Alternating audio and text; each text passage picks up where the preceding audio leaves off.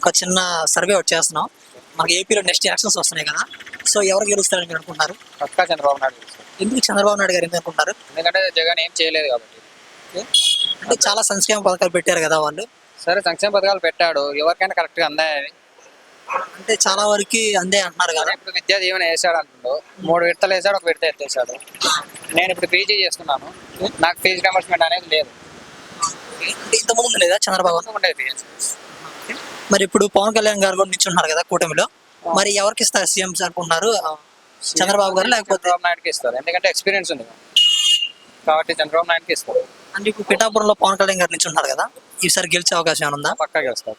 అంటే వంగ గీత గారు వైఎస్ఆర్సీపీ ఇద్దరు అంటే వైఎస్ఆర్ తరఫున వస్తున్నారు కదా. అంటే పోయినసారి ఎలా గెలిచారు, ఇప్పుడు కూడా గెలిచే అవకాశం ఉంది అన్నారు. దానికి మీ అభిప్రాయం ఏంటి? అంటే అభిప్రాయం లేదు, కానీ గెలిచానైతే పక్కా గెలుస్తాడు, చాలా మెజారిటీతో గెలుస్తాడు. ఎందుకంటే ఏం చేయలేదు కాబట్టి, ఏ ఎమ్మెల్యే ఎక్కడ ఏం చేయలేదు. ఒక చూస్తుంటే రోడ్లు కానీ ఏవే కానీ ఏమి చేయలేదు. ఐటీ చూసుకుంటే మనకి ఆయన ఇప్పుడు గుడ్లు పెడతా అంటున్నారు. ఆ గుడ్లు ఎప్పుడు పొదిగే అవకాశం ఉంది అనుకుంటున్నారు మీరు? ఇప్పుడే పొదగాలి అది. చంద్రబాబు నాయుడు వస్తేనే ఐటీ వస్తుంది, రాజధాని కూడా వస్తుంది. అంటే మరి సీఎం అంటే ఒక ఐటీఏ కాదు కదా, ఇంకా చాలా ఉంటాయి కదా, అవన్నీ చేస్తారన్న నమ్మకం ఉందా?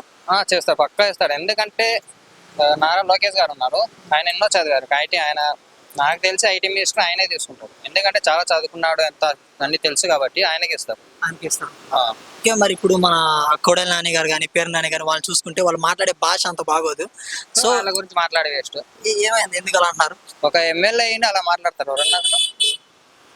అంటే ఇప్పుడు మన రోజా గారు చూసుకున్నా వాళ్ళ వాడే అన్పార్లమెంట్ లాంగ్వేజ్ వల్ల ఎవరికైనా ఇబ్బంది అవుతుందంట, టీవీ చూసే చిన్నపిల్లలకి వాళ్ళకి ఏమన్నా? చాలా ఇబ్బంది.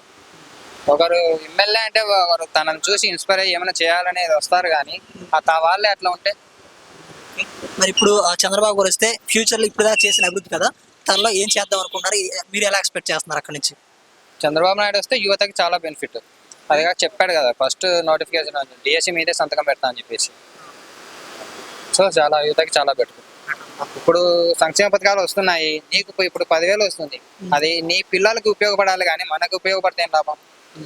రేపొద్దున నీ పిల్లలు బాగుండాలని చూసుకోవాలి, అంతేగాని ఇప్పుడు ఎంతున్నాయని చెప్పి దాన్ని కొట్టేస్తే ఆలోచించాలి. యువత కూడా చాలా వరకు గెలుస్తుంది, పక్కా గెలుస్తుంది. మీరు ఓటు వేయడానికి వెళ్తున్నారు ఈసారి? వెళ్తున్నాం. అంటే చాలా వరకు మా ఓటు పోతే పోయింది పర్లేదు అంటున్నారు. అలా అనుకుంటే తప్పు, చాలా తప్పు. ఎందుకంటే మన ఫ్యూచరే కదా, మన ఫ్యూచర్ మనం డిసైడ్ చేసుకోవాలి ఓటేసి. అలా వెళ్ళకపోతే చాలా తప్పు. ఫైనల్ గా మీరు చెప్పొచ్చేది ఏంటి అంటే నెక్స్ట్ సీఎం ఎవరు వస్తే బాగుంటుంది అనుకుంటున్నారు? చంద్రబాబు నాయుడు వస్తాడు. పోయినసారి కూడా తెలుగుదేశానికి వేసాను, ఇప్పుడు కూడా తెలుగుదేశానికి వేస్తాం.